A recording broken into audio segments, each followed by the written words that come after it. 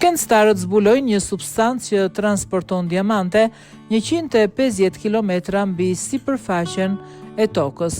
Vetëm disa shekuj më parë shkencëtarët zbuluan substancën që fillon krijimin e diamanteve, shkëmbin kimberlit. Diamantet dalin në sipërfaqen e tokës si një magme rrallë minerale që kërkon vetëm 8.2% dioksid karboni për të mbetur i lëngshëm. Analiza e shkencëtarëve përqendrohet në kimberlitin e Jerikos dhe shpjegon se si diamantet mund të arrijnë lartësinë prej 150 kilometrash mbi sipërfaqen e tokës. Ekspertët theksojnë se uji dhe dioksidi i karbonit luajnë një rol të rëndësishëm, por pse diamantet kanë nevojë për shpejtësi?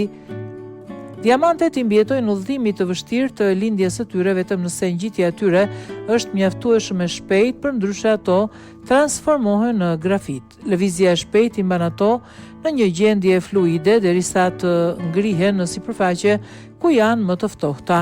Magma e kimberlitit, udhëtimi i diamanteve.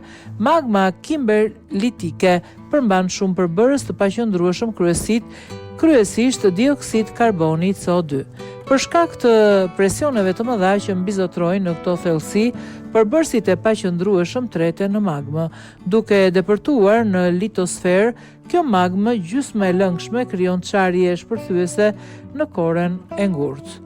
Nga kjo pikë tutje, ngjitja e magmës e nxitur nga gazrat e lëshuar përshpejtohet me një ritëm shumë të shpejtë, duke i sjellë këto substanca në sipërfaqe në një gjendje pothuajse të ngurtë. Rezultatet e ulumtimit tregojnë se të paktën 3.2% dioksid karboni është i nevojshëm që magma të kalojë në mënyrë efektive kufirin e korës. Pika ku shkrirja e ngurtë ndalet dhe ngrihet në sipërfaqe quhet kufi. Sasia e duhur e dioksidit karbonit ndihmon shkrirjen të vazhdojë udhëtimin e saj pa humbur ngarkesën.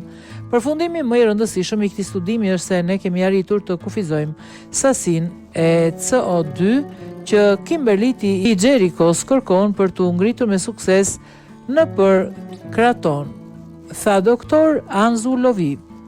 Përbërja e magmës e pasur me lëndë të paqëndrueshme dhe dioksid karboni lejon transportimin deri në 44% periodit në kore, një përqindje vërtet mbreslënse për një shkrirje kaq të ulët viskoziteti. Shkencëtarët u emocionuan kur zbuluan se një përqindje kaq e vogël e karbonit do ta bënte shkrirjen më të dendur dhe më rezistente ndaj shpërthimeve.